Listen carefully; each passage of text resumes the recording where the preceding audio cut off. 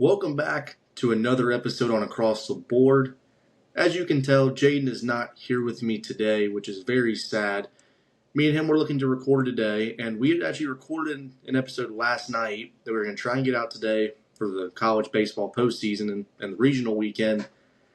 And we go to record, we finish, everything looks good, and there's no audio. Not sure what happened, but what it looked like happened was the audio connected to another Bluetooth device, which don't know what it could have connected to, but it did, so we had no audio. And unfortunately, Jaden cannot record today, so it'll be just me again. But show must go on still. But as you can tell, welcome back to Across the Board. Regional weekend is here, and we're going to talk all about it. The new bracket being released. Going to break it down, talk about some teams that got in, just missed out, do a full breakdown there. Then we'll kind of make some tier lists. So the tier list kind of going what 3 and 4 seeds we think can get in, have a chance to win their regional, and then which 1 seeds could get upset. And then I will be giving my picks and predictions. Jade will also make his bracket, and we will get that posted on Instagram so everyone can go check that out. But with that being said, let's go and hop right into it. So we'll go ahead and just name out all the regionals right now, and then we will break down each one later on. But first, number 1 national seed, no surprise to anybody, it's UCLA. They have Virginia Tech as the 2 seed, Cal Poly as 3 seed, and St. Mary's as the 4 seed. Then, number 2 national seed, Georgia Tech, no surprise there, with Oklahoma at the 2 seed, the Citadel the 3 seed, and UIC the 4 seed. Then, number 3 national seed, no surprise here either, with Georgia being the 3 national seed, with Boston College as the 2 seed, Liberty as the 3 seed, and LIU as the 4 seed. Number 4 national seed, moving up a little bit, is the Auburn Tigers, with the 2 seed being UCF, the 3 seed NC State, and the 4 seed Milwaukee. Number 5 national seed is the UNC North Carolina Tar Heels in the Chapel Hill Regional, with number 2 Tennessee, number 3 East Carolina, and number 4 VCU. They got screwed as a 5 seed. They've got, without a question, the toughest regional this postseason, and it's going to be so fun. That's going to be must-watch TV, so we will definitely be tuned into that. Number 6 national seed is the Texas Longhorns, with number 2 UC Santa Barbara, number 3 Tarleton, and 4 seed Holy Cross. The number 7 national seed, Tuscaloosa Regional, will be Alabama, with 2 seed Oklahoma State, 3 seed USC Upstate, and 4 seed Alabama State. Then, number 8 national seed is the Florida Gators, with 2 seed being Miami, 3 seed Troy, 4 seed Rider. Number 9 national seed, the Southern Miss Golden Eagles, with Virginia, Jax State as the 3 seed, and Little Rock as the 4 seed. They have got a tough regional ahead of them. Then, number 10 national seed, the Florida State Seminoles, with 2 seed being Coastal Carolina, 3 seed NIU, 4 seed St. John's. Then, number 11 national seed, the Oregon Ducks, with 2 seed Oregon State, 3 seed Washington State, and 4 seed Yale. Then, number 12 national seed, Texas A&M, with 2 seed USC, 3 seed Texas State, and 4 seed Lamar. Number 13 national seed, Nebraska, with 2 seed being Ole Miss, 3 seed Arizona State, 4 seed South Dakota State. Number 14 national seed, this one caught me and Jaden by surprise. The Mississippi State Bulldogs, with 2 seed being Cincinnati, 3 seed Louisiana, 4 seed Lipscomb. Number 15 national seed, the Kansas Jayhawks, with 2 seed Arkansas, 3 seed Missouri State, 4 seed Northeastern. Then the 16 national seed and the final host site, Morgantown Regional, with Wake Forest, Kentucky, and Binghamton. So that is the full field of 64 this postseason, and here are me and Jaden's real initial thoughts. Obviously, he is not here, but me and him were on the same page about all of these. I want to start with the bubble. Okay, Mercer being the first team out, the big controversy going into really the seeding. And when the bracket came out, they were the big talk. Above them being Texas State and Troy. And the big number for me, and this really, to me, was the difference, and it was a difference. Troy, number 3, strength of schedule. Texas State, 20th, strength of schedule. Mercer, 218th, strength of schedule. And you just have to be honest. I mean, that was a big difference maker. Committee came out and said Mercer had an opportunity to go and schedule harder conference games, and they didn't, which really hurt them in the committee's eyes, because they would have been a fun team this postseason. You look at Troy, 32-29, I believe the second worst record to make the postseason. And you got to give them credit. They played hard games, and the Sun Belt was great this year. 5 bids. They were a good conference. And even Texas State being a part of the Sun Belt as well. But you hate it for Mercer because they were a team that we were all – I mean, I was excited and hoping they would get in. They did not win their conference tournament. They were the overall seed. They got beat out and got blown out. They didn't even make it to the championship game. The Citadel beat them. And it's tough for them. I mean, they were a team that would have been fun to watch. But, again, what really got them here was the strength of schedule. And the committee, I mean, came out and they said it. That was a big metric they looked at. And strength of schedule just hurt Mercer in the end. A couple more teams that got bids, and then we will go to more of the regional hosts and talk about that in a minute. Kentucky and NC State. I did not think Kentucky should have gotten in this tournament. But the agenda is the same. A 13-win SEC team with being top 40 in the RPI is good enough to get you in. They won 2 conference series all year. They did not get swept, but you lost to the bottom 3 teams in the SEC. You lost to Missouri, South Carolina, and LSU. But a big part of that, I mean, they had 13 wins on the year, and for the SEC, that seems to be good enough. And being top 40 in the RPI was good enough for them. I mean, look, I mean, what really threw me off again, I mean, do I think they should have gotten in? I mean, you look at teams like TCU and UTSA on the bubble. I mean, could those 2 teams gotten in above Kentucky? They had an argument in their sense. I mean, look, Kentucky's an SEC team. I mean, and, 13 wins is kind of the standard in the SEC, I mean, I would say, to get into the tournament. And, I mean, again, the agenda is the same on their end. I mean, if you win 13 games in conference play in the SEC and you're top 40 in the RPI, you're most likely going to get a bid. That's what was shown here. NC State, non-con schedule did not impress me whatsoever. They weren't even part of the last 4 in. They were safely in. I believe Liberty was the other team who was part of the last 4 in. Non-con schedule did not impress me. 14-16 in conference. They had a nice start to the year, but after that, they've only gotten worse. And so that kind of threw me off and confused me there. And your head coach retires, and I guess they gave him a reason to put him in the tournament. So, could have UTSA and TCU be put above them? 2 teams on the bubble as well that were question marks. Maybe, but at the end of the day, the field is set. Last thing just caught me off guard. Virginia Tech being a 2 seed. How? I don't know, but there they are. And that threw me off as well. 30-24 on the year. And we're not great.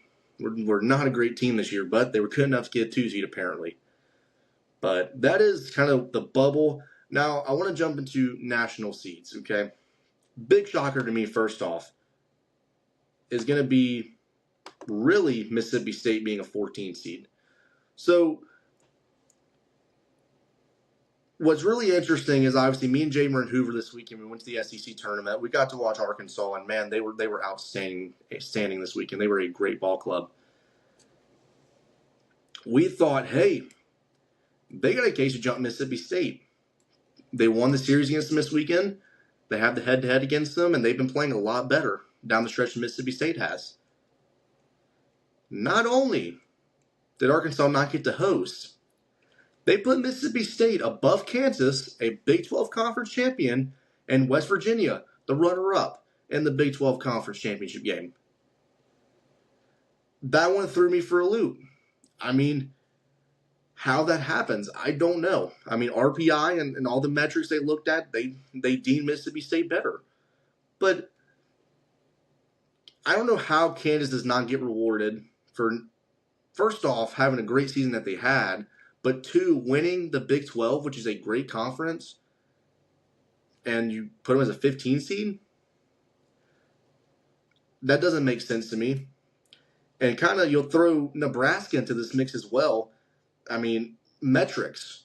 I mean, Kansas swept them this year. They swept Nebraska. And they're still 2 seeds below them. They were in, I mean, that was a talk of discussion. The big takeaway for me, especially when the bracket was released and came out, and me and Jaden really talked about this, and this kind of goes back to the bubble talk.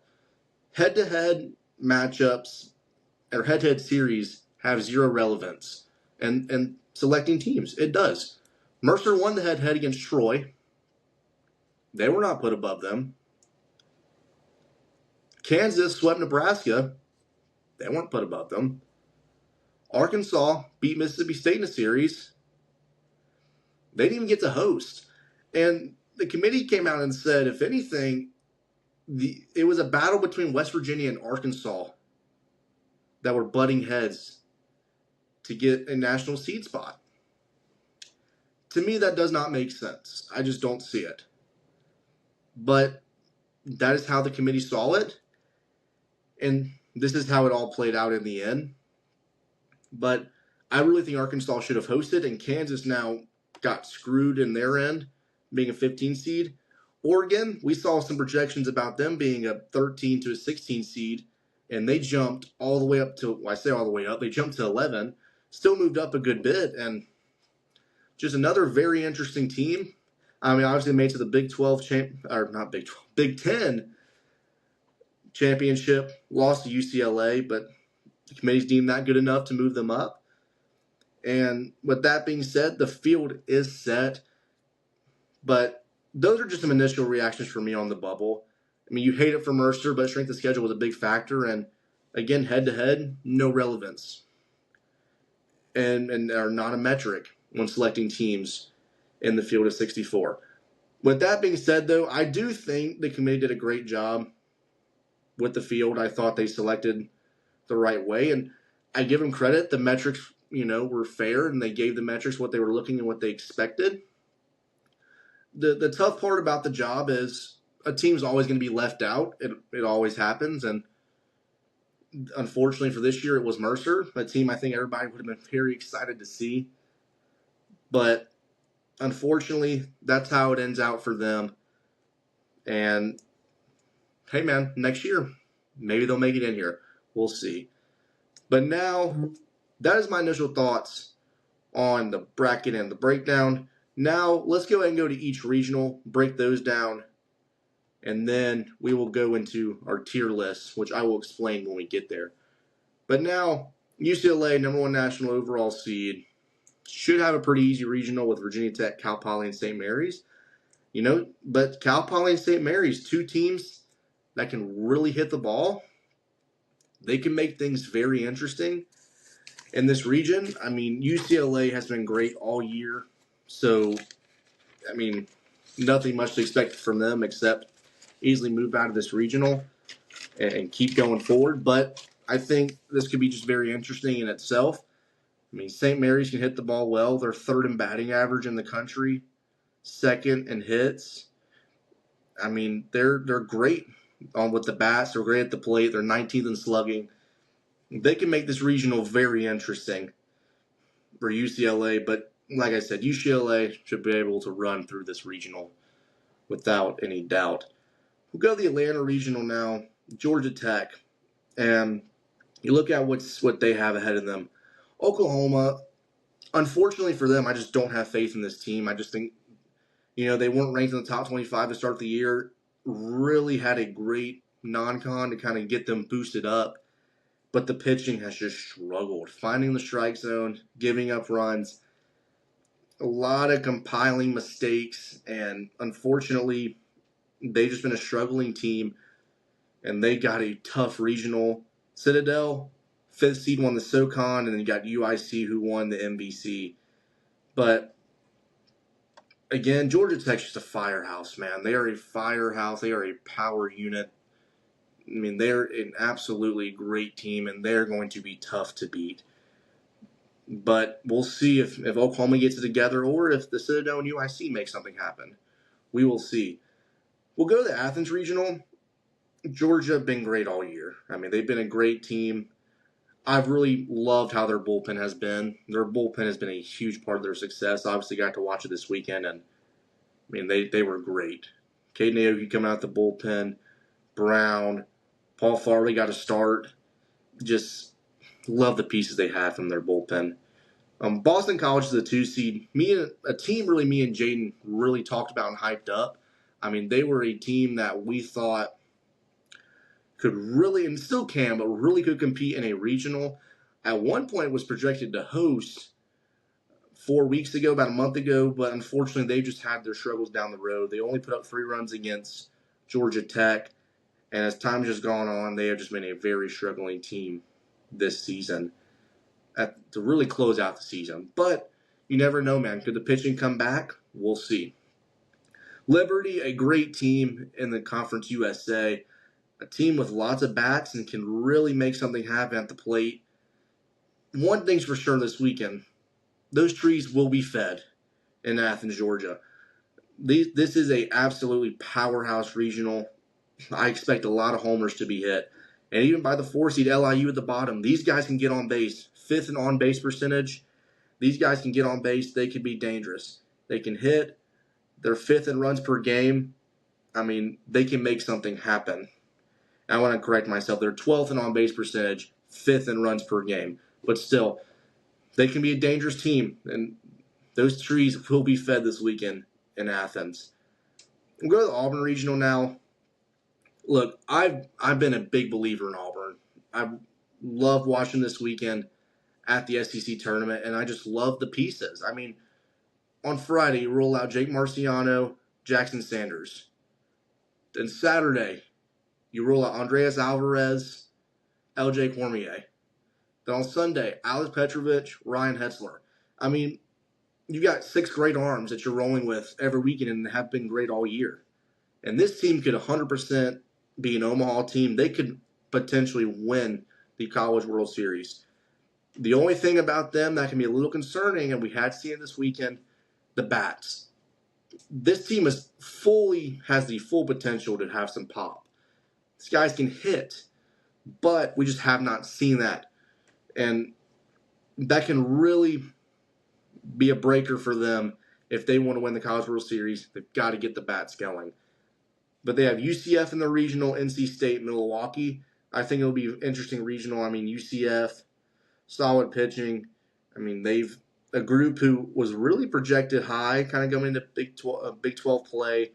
A team a lot of people were feeling good about, but just been here and there and kind of really inconsistent in the Big 12. NC State, I've already talked with them, had a great start to the year, but then down the road have just really struggled coming to the end of the season. And a coach retiring, going to be really interesting there. And then Milwaukee, fun team, losing record, but they have made it to the tournament, which is always fun, and we are glad they are here. But now we'll go to the 5th national overall seed and a team that absolutely got screwed, the UNC Tar Heels. Number 2 national seed number 5 national seed North Carolina with 2 seed Tennessee, 3 seed ECU, and 4 seed VCU. All these teams are top 50 in the country in ERA. I expect great pitching in this regional. I expect an absolutely fun regional. And I legitimately think anybody could walk out of this regional. 100%. I mean, you got North Carolina, who nothing new. They're hosting again. They're a great team. Scott Forbes always has his guys ready to go. Tennessee, a team that, and really got to credit Josh Elander. You know, he was a guy that struggled at the beginning of the year. They lose a series to Kent State, and he's already getting backlash. Like, here we go again. This is an A&M from a couple years ago. I mean, here comes a downfall, and then he turns it around, and he's got this program where it is. Shout out to him, just has done a great job getting it flipped around. East Carolina, these guys can pitch, man. They've got arms. They are a fun team. They won the American Conference, and they are just an absolutely fun team to watch. And VCU, another team that can pitch, and they've got some bats. Solid hitting, a team that can pitch. And this is going to make for a fun regional. This is must-watch TV, though. I will 100% be watching every game in this regional. Anything can happen. And like any regional, it can. But it's going to be a fun regional in Chapel Hill. Number 12 national seed, Texas, with UC Santa Barbara, Tarleton, and Holy Cross. Texas, an interesting team. I mean, 100% the full potential to go to Omaha, but also the potential to get eliminated in their own regional. Yeah, UC Santa Barbara standing in your way, the best pitcher in the country in Jackson, Florida, and a team that can still pitch all around. Great ERA. They are a great team, and I mean, who knows? Can Texas put it together? You know, we'll see Dylan Volantis. I mean, he's a great arm. Ruger Riojas, Sam Harrison. I mean, guys that can really make something happen in the Texas regional. But it's going to be must-watch as well. I really want to see Jackson, Florida. I would love to see Dylan Volantis versus Jackson, Florida. That would be must-watch TV as well. Maybe we get that, but we'll see. Then we go number 7 national seed, and to me is a weird regional. With Alabama, number 7 national seed, with Oklahoma State, USC Upstate, and Alabama State. Again, like, this is an absolutely interesting regional. Because I think 3 teams can 100% come out of this. USC Upstate can 100% make it out of this. Oklahoma State can make it out of this. Alabama obviously can make their way out of this. The key to this regional all sits in Alabama's rotation. How good can Tyler Fay be? How good can Zane Adams be? How good can Miles Upchurch be in their rotation? If those 3 guys are on, then they'll be totally fine, and no one else except Alabama will make it out of that regional. If not, Oklahoma State and USC Upstate, great bats. Those guys can hit.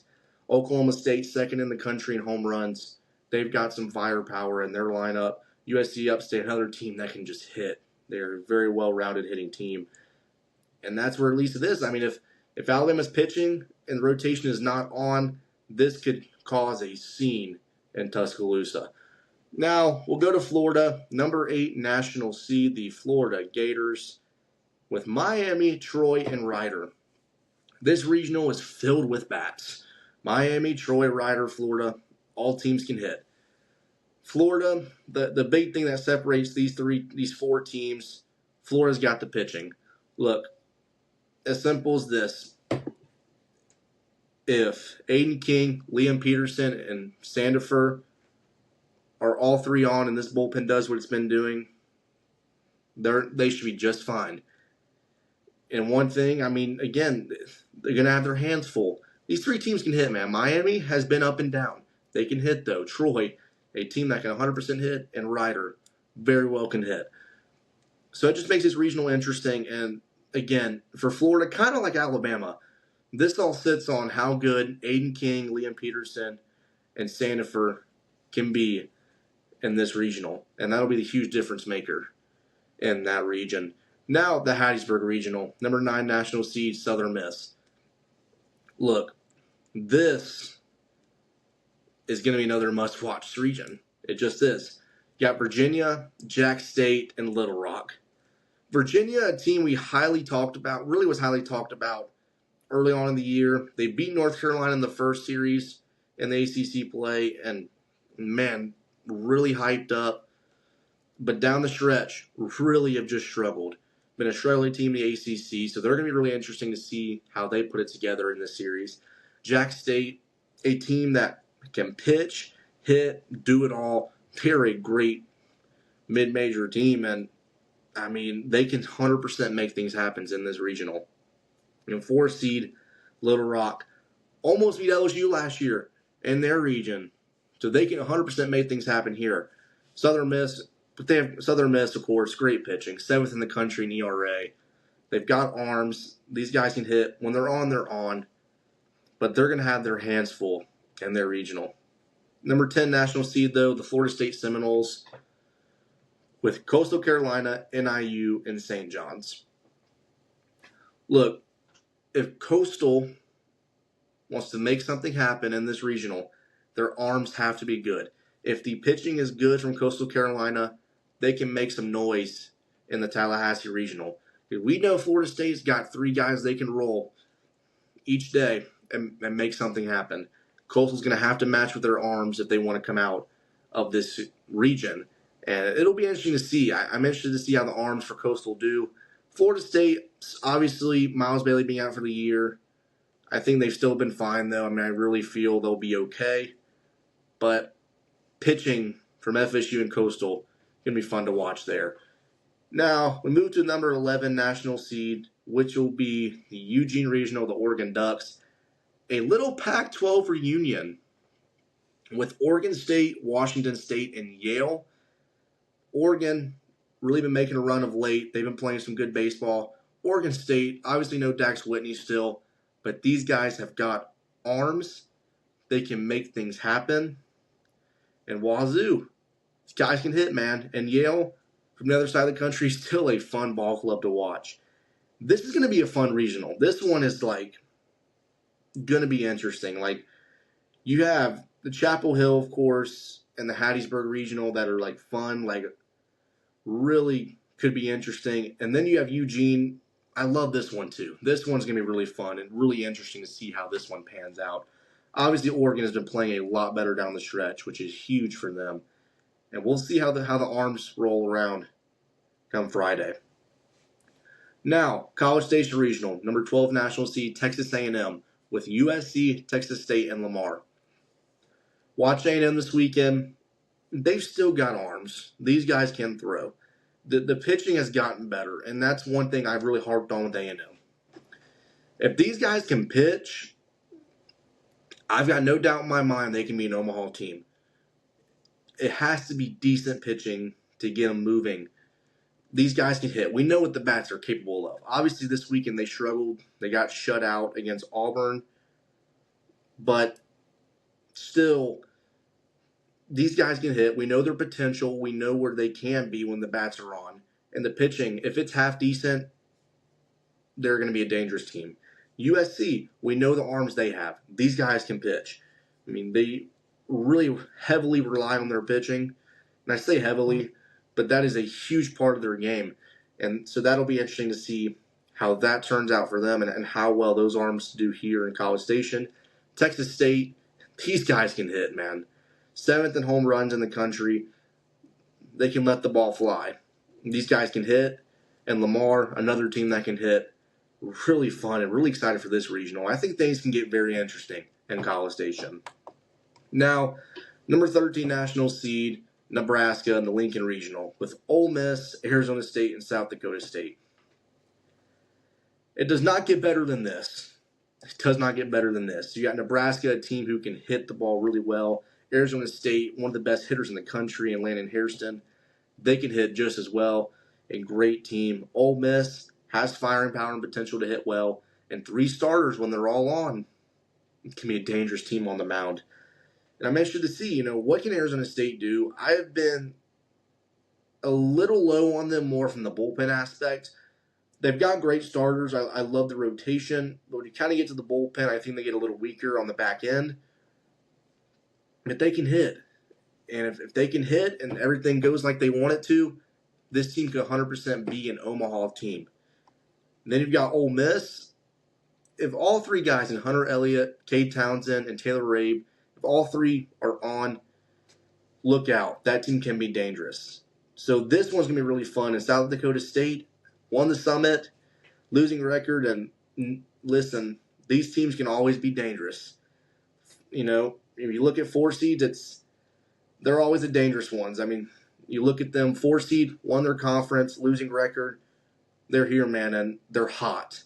They are hot, and they can always be a dangerous team ahead of them. So we'll see how this pans out there.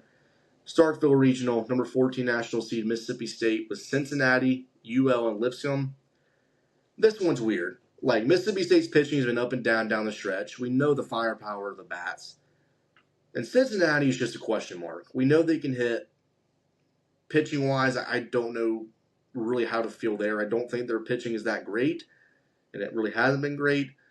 But these teams can hit. They've got some firepower in the bat, so I think they'll be heavily relying on that coming into this regional. UL, a team that is very hot. I'd simply made notes when we were watching the conference tournaments this past weekend. If there is a team you don't want in your regional, it's UL. These guys can play. They are hot. They are a dangerous team to be out in front of. And Lipscomb won the A-Sun. We're not projected to win it, and here they are. Got hot, won the conference tournament, and looking to make things happen in the Starkville Regional. Now we head to the 15 national seed, the Kansas Jayhawks, with Arkansas, Missouri State, and Northeastern. This one's going to be tough for Kansas. I mean, the committee said not only are we going to give you the 15 national seed, we'll give you probably one of the hottest teams in the country in Arkansas right now. We'll give you another firepower in Conference USA, Missouri State, and we'll give you Northeastern, who is first in the country in stolen bases. Kansas is going to have their hands full, but I still like this team. I love their ability to pitch. Their pitching has gotten better, and they can hit. Arkansas, their pitching's gotten better. They've been able to hit the ball. Missouri State, they can hit really well. Northeastern, they get on base, play small ball. They can get around the base path. This is going to be a very competitive regional, and I think anything can happen in this regional.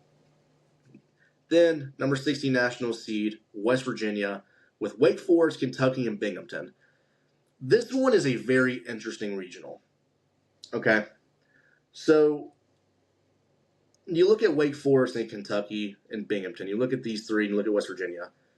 West Virginia's pitching has been great, and they've been hitting the ball well. They are a good team. Kentucky's a confusing one to look at as a 3 seed. I mean, again, they're getting some guys back for their regional. They haven't been the best. We know the potential they can have. How good can the pitching be? I don't know. But Nick Mangione will have his team ready to go. And then Wake Forest, we know they can throw. They've got the potential with the arms, and they've got pedigree. They could be a very interesting team in this regional, and they can very well make some noise. So that'll be a fun regional. And that is the full breakdown of the field of 64 and each team. Now, moving on, we're going to make, well, we're not the tier list yet, but right now we're going to talk about the 4 seeds and the 3 seeds that I think can make some noise in their regional. So I will start with the 4 seeds first. I've got 4 of them. We'll kind of get started. We'll start with St. Mary's. You know, before we get this started as well, it's very rare a 4 seed comes out of a regional. But this is basically off what they have, their potential, and could they make something happen? 4 seeds is very rare, but who knows? You never know in college baseball. But I'm going to start with St. Mary, and they can pose a threat with their hitting, man. These guys can hit, and they can give UCLA pitching a hard time, or anybody they face going forward in their regional, but they can make things really interesting in the Los Angeles regional, and I love their bats. 2 is LIU for me. Look, these guys can hit. They can get on base. Just kind of like St. Mary's at the plate. They can be dangerous in the Georgia regional. And how good can Georgia starters be on the mound? I mean, can LIU get to them early? Can they get to Volchko? Or can they get to VU? Because they will play them in Game 1. Game 1 starter's not been named yet that I've known of. But could be interesting. Then 3 on this list for me is VCU. No particular order. But look, these guys can pitch. They can hit. I mean, you look at their regional, I believe any 4 of those teams could come out of it. I do. I mean, as good as VCU's pitching is, they can compete with these 3 teams, with the other 3 teams on the mound, and they can hit. Solid team at the plate. I think they can 100% make some noise and make something happen if all goes to plan. And then Little Rock. We saw what they did last year. They were hot in the OVC tournament. They're back here again. They can hit. They're a great team. And again, another regional, kind of like VCU and the Chapel Hill regional, where I think any four of those teams could come out of it. It's going to be a competitive regional, but again, they can hit and they can make things very interesting going forward. So it kind of depends, what Little Rock can we get? And they could 100% make some noise on their end in that regional.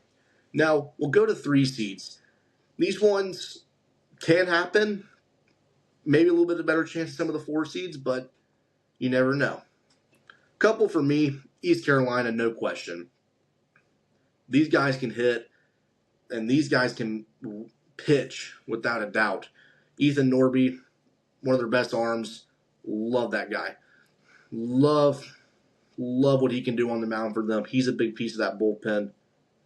And look, again, kind of like when I put VCU in the 4 seeds, just like I said about them, anybody can come out of this regional. They can make things very interesting, and they've got pedigree. They know how to do it.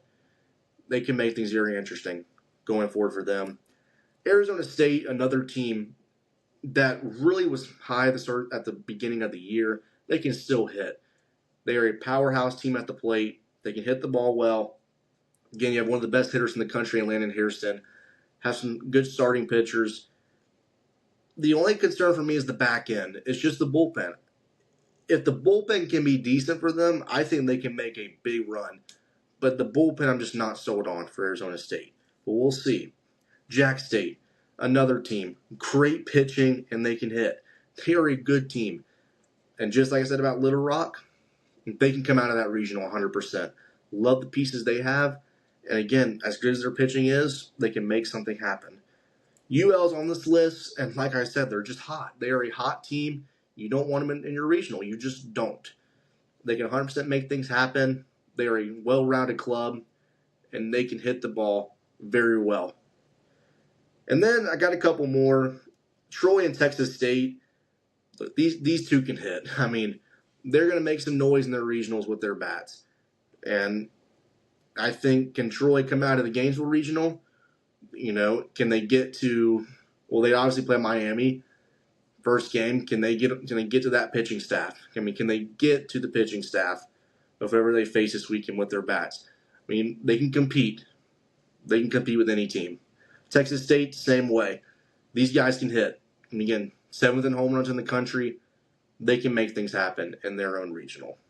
So that is, for me, my 4 and 3 seeds that I think can make something happen. Now, we move on to the tier list. So, what I'm about to compose now is a tier list of the number 1 seeds in every bracket. Okay, we're going to separate them into 3 tiers. Okay, tier 1 is not going to get upset at all. So which 1 seeds that we believe have no shot of getting upset, or we are very confident will get through the regional. The tier 2 is going to have a 75% chance. Like, pretty slight, like greater than 75%. Like, could happen, but very slim. And there are 4 tiers. I lied. Tier 3. This is going to be kind of your 50 to almost below. Like, this team could 100% get upset, making some noise, and they're going to have a rough time getting out of their regional. And tier 4 it is going to happen. They will be upset in their regional. So we'll start with the tier 1 teams. All the teams for tier 1. And this list is very simple here. It's going to be as follows. It's the 1, 2, and 3 national seeds: UCLA, Georgia Tech, and Georgia. Look, these teams are powerhouses, and I just don't see what can happen in their region. I just don't see any one of those other teams walking out and upsetting them. I just don't. Now, number 2, now we move to tier 2. These are teams, very slim chance they get upset. Very slim, but can happen. This goes as follows. Auburn, very clear. I mean, look, they have UCF, NC State. They can make some noise. They also have Milwaukee, and I love the pitching, and the only thing that concerns me is just the bats. Like, if the bats are cold, and a team gets to their pitching, gets to the rotation, can they make something happen?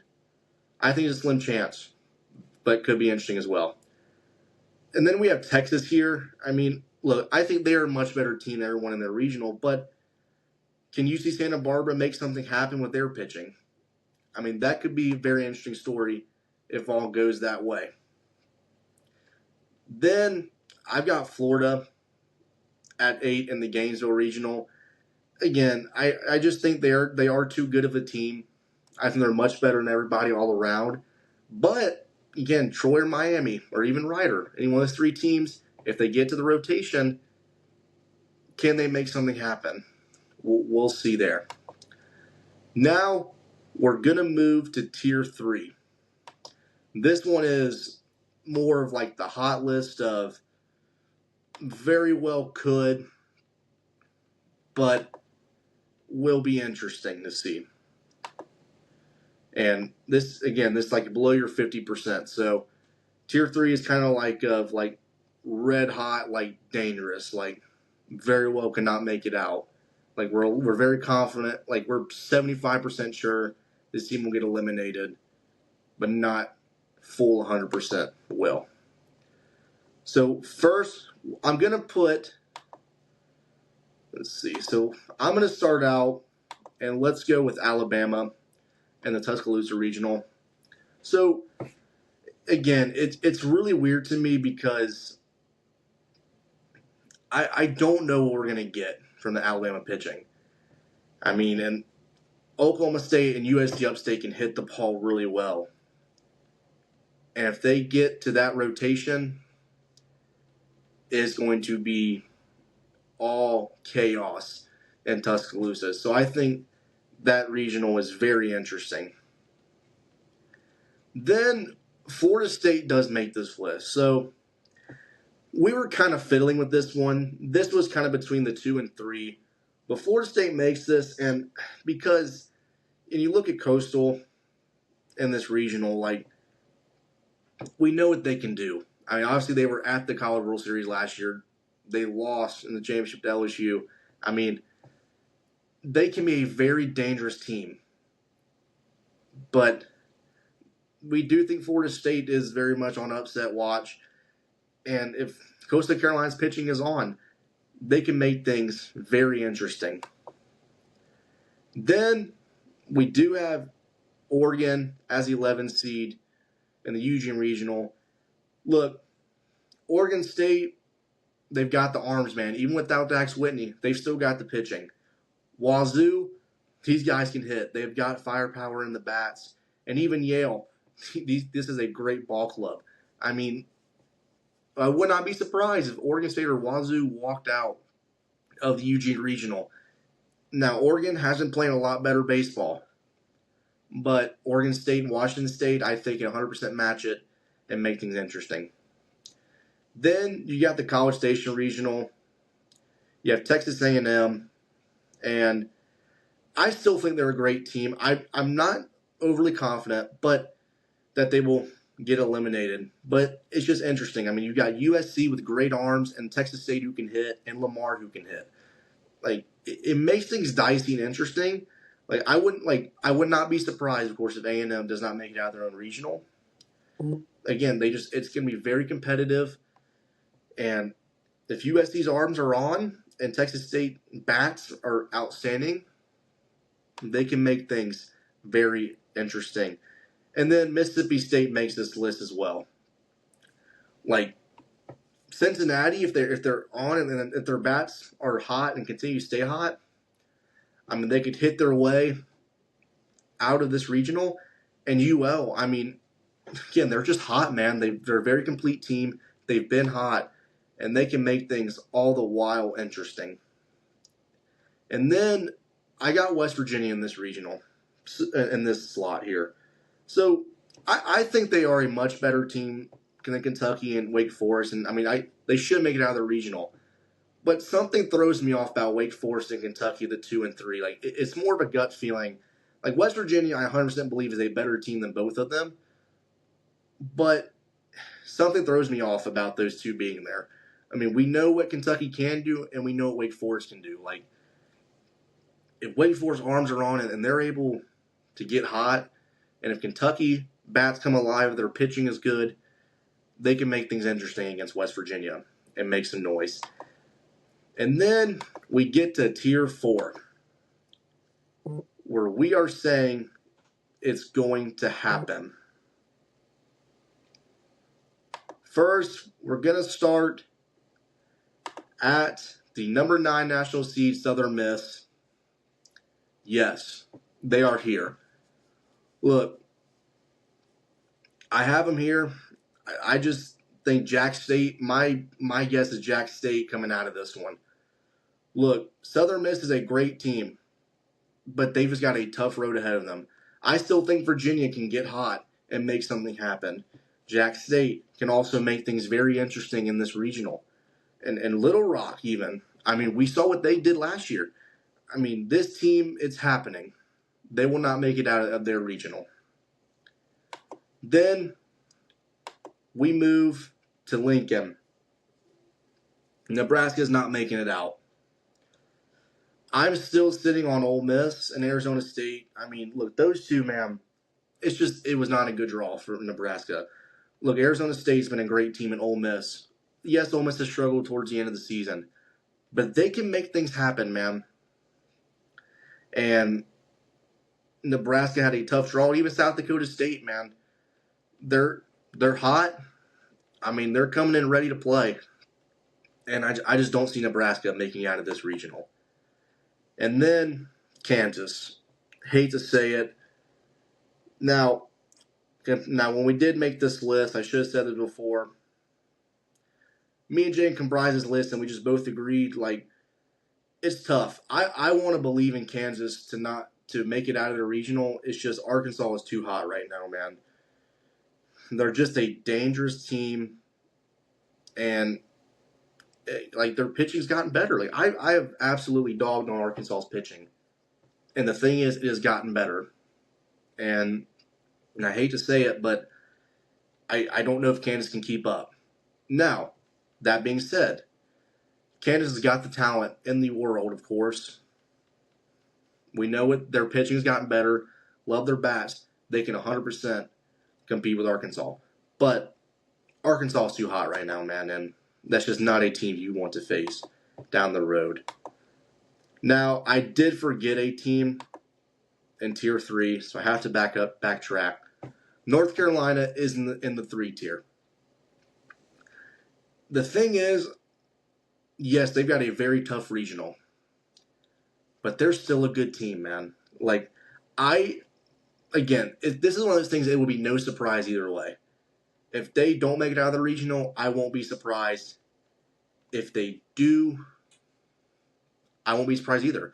Look, Scott Forbes is a great coach. They've been here before. They're going to have their teams ready to go. They've got the pitching and they've got the bats to do it. It's just a very tough path to get there. Well, with that being said, that is your tier list of the 1 seeds, what we think could happen. And so that's going to wrap that up.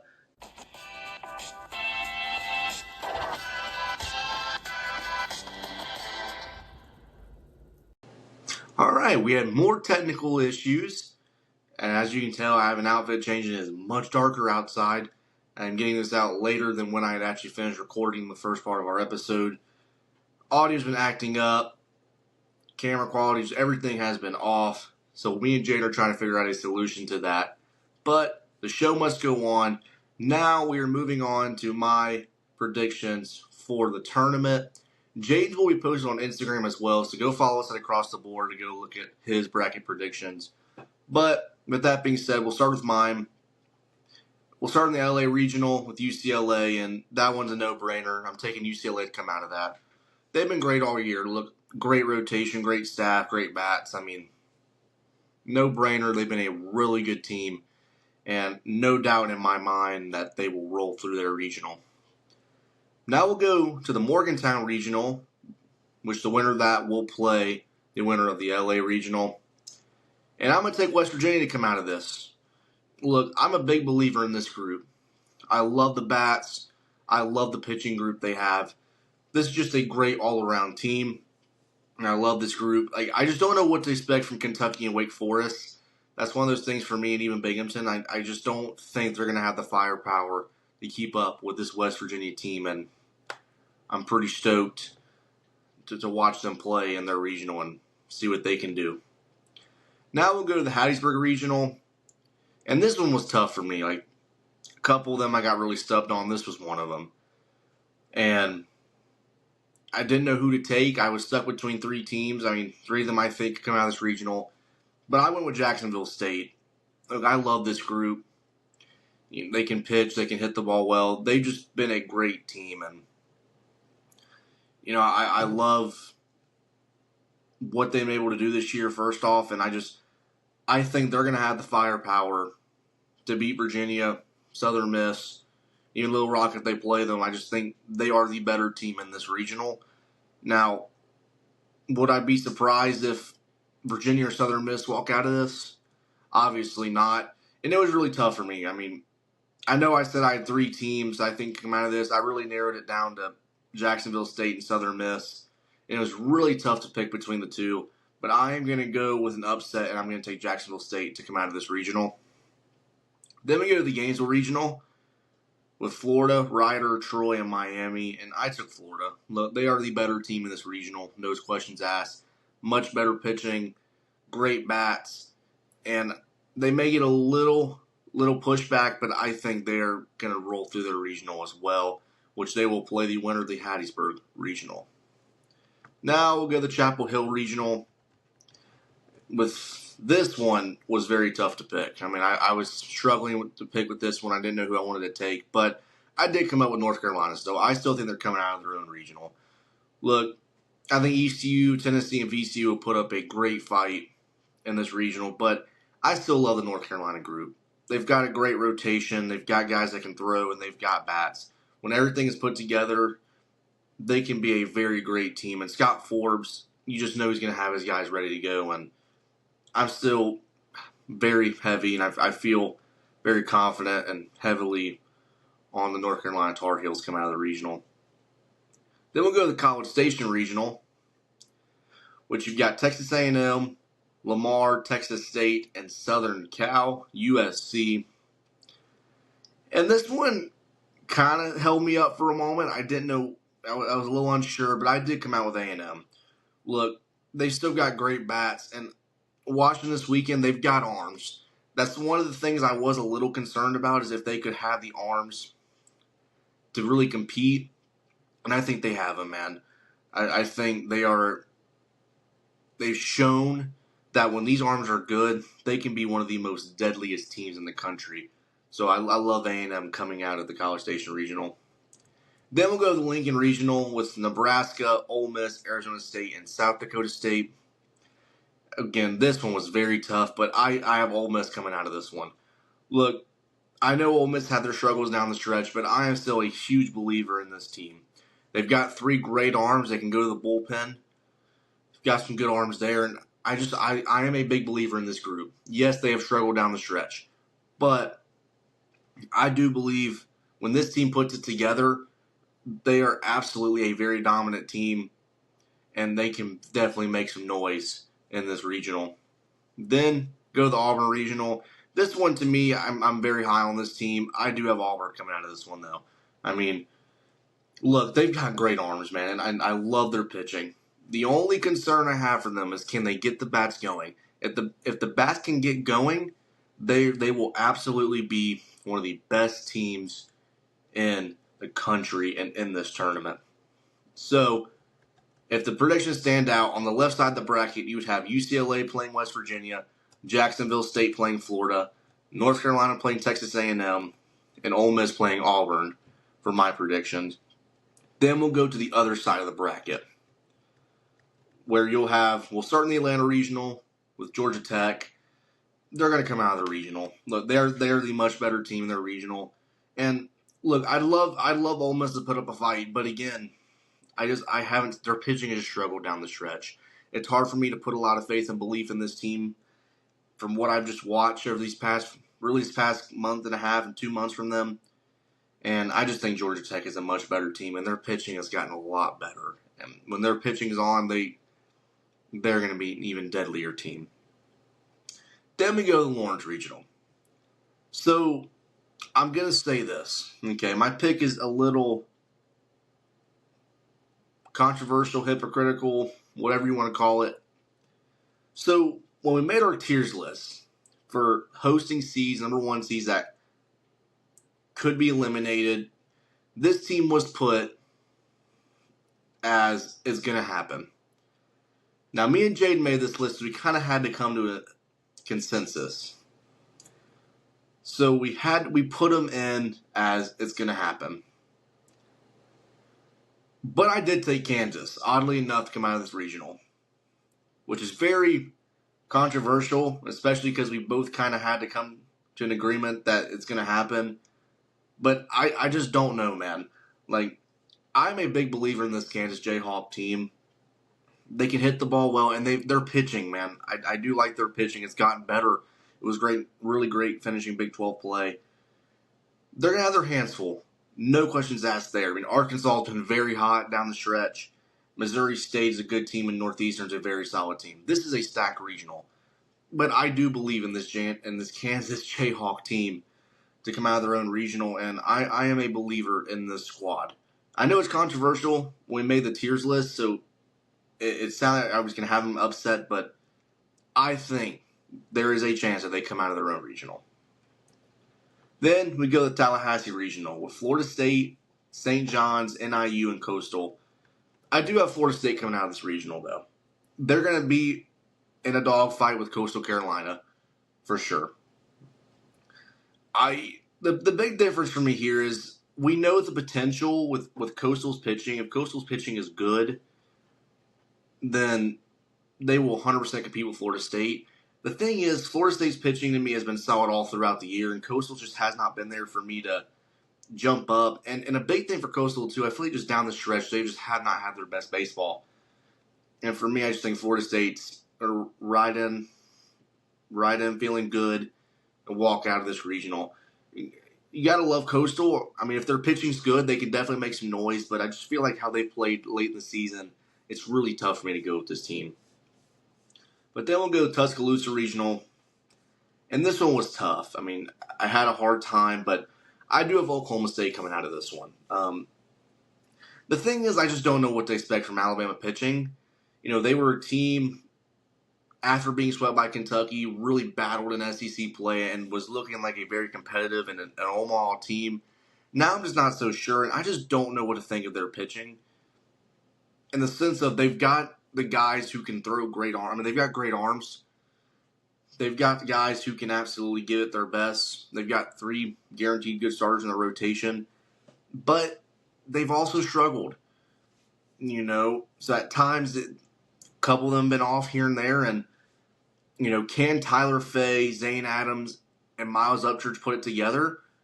100%. But if they don't, it's trouble town. And I think USC Upstate or Oklahoma State could walk out of that regional and make some noise. But now we'll go to the Austin Regional, and I am taking Texas to come out of this one with Holy Cross, Tarleton, and UC Santa Barbara. Look, I love UC Santa Barbara's pitching. It's great, but Texas got pitching, but I have a lot of faith in their bats. Look, this is a good squad, man. They're a great team. Obviously, SEC tournament did not go how they wanted it to go, but they are still a good squad. And no questions for me. I think they should be able to walk out of this regional hopefully easily to them, but you just never know. Can you see Santa Barbara put up a fight? Absolutely. We'll go to the Eugene Regional now, and this one was very tough as well. I mean, this was a hard one for me to pick, but I do have Oregon State coming out of this one. Look, this team, you know, obviously Dax Whitney out, but even with him being out, they've got arms that can throw, and they've just been very consistent.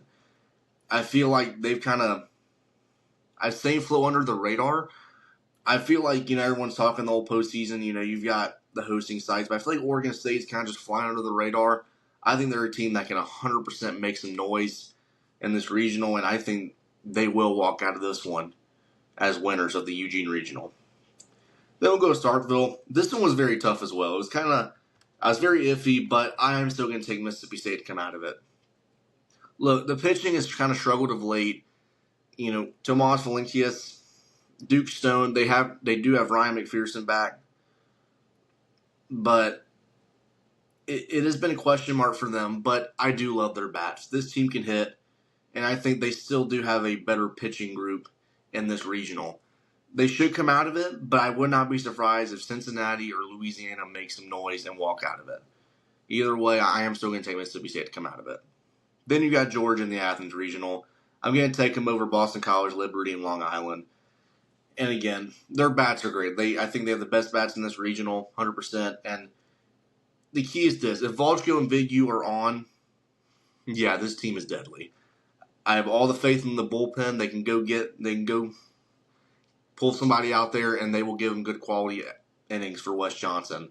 And I love this group. I think they should walk out of this regional with ease. So, on the right side of the bracket, if the matchups pan out how they should, I will have Georgia Tech playing Kansas, Florida State playing Oklahoma State, Texas playing Oregon State, Mississippi State playing Georgia. So now we'll go to my super regional prediction with these teams. And UCLA and West Virginia will be the first matchup on the left side. And I'm going to go for the upset. I am taking West Virginia to walk out of this regional, the super regionals. Look, I am an absolutely big believer in this West Virginia team. Look, UCLA is great, man. They are a great squad. And we know what they have. I mean, Will Gasparino, Rock Shalowski, Levu. I mean, they've got guys, man. I mean, they are a great team. But I look at West Virginia, and I love the pitching. I love the bats. I mean, they're just a good team, man. And I just, in my heart of hearts, I do believe West Virginia can pull an upset and beat UCLA and make their way to Omaha. And I just love their group. I love what they have. I love the arms, love the bats. I mean, I think West Virginia can 100% make some noise in their regional and then go pull off a big upset in the supers. Now I go to the next matchup with Jacksonville State and Florida. And I'm going to take Florida to come out of this one. Look, I love the three starters they have with Liam Peterson, Aiden King, Sandifer, and they've got guys in the bullpen, man. I mean, they can roll out with arms, and the bats have gotten a lot better. If their run production is able to keep up and just stay consistent, this team can be very dangerous and very lethal come postseason time and come super regionals. If they get past their Gainesville regional, and even if they make it to Omaha, they can be a very dangerous team. Then we'll go to the next one, which will be North Carolina and Texas A&M. And I'm taking North Carolina to come out of this one. Look, they've already got a tough regional to start out with. But look, I love their pitching. They've got arms that can throw. Lauber, Lynch, DeCaro. You love what they have out there with their arms, and you love the bats. And look, Scott Forbes, he's a great coach. I mean, he knows what he's doing. I think he's going to have these guys ready to go, a little chip on their shoulder, and they're going to make something happen in the regional. And I just think against A&M, I think North Carolina has the better arms. Now A&M, if North Carolina keeps control of these A&M bats, again, I think North Carolina absolutely will walk away winning this super regionals. Then we'll go to the final supers on the left side with Ole Miss and Auburn. And I am taking Auburn. Again, I'm a big believer in this pitching staff. I love this group, love the rotation, love what they can bring in from the bullpen. Again, it's gonna be a repeat thing I'm gonna say over and over again. They just have to get the bats rolling. If they can get the bats rolling, like we know they can, this team is going to be very dangerous. Now, we'll go to the right side of the bracket, with the first matchup being Georgia Tech and Kansas. And I'm taking Georgia Tech over Kansas. Love Kansas, but Georgia Tech, man, the Pats are great. I mean, they're just a good hitting team. And the big thing, look, their bats is a big highlight, but their pitching has gotten better. If their pitching is good, I mean, you look at it like this. They held Boston College to 3 runs the entire weekend in their final ACC conference series. They've got arms. They've got guys that can throw. And if they got arms like that, I don't know if anybody's beating them. Just straight up, I don't think anybody will beat them with those arms. And I love the group, and they can make it could be a very dangerous thing to face for anybody in their way. Then we go to Florida State and Oklahoma State. Really another interesting matchup if this happens in the Supers. But I'm going to take Florida State over Oklahoma State. Florida State's pitching is just much better. It's on its own level. Oklahoma State can hit, but Florida State's pitching is just really good, and they are a tough team to play against when their pitching is as good as it is. So I will take Florida State to beat Oklahoma State. Then the final, well, not the final one, you got Texas and Oregon State. And this one was very tough for me. Like, I was a little stuck on it, but I am still going to roll with Texas.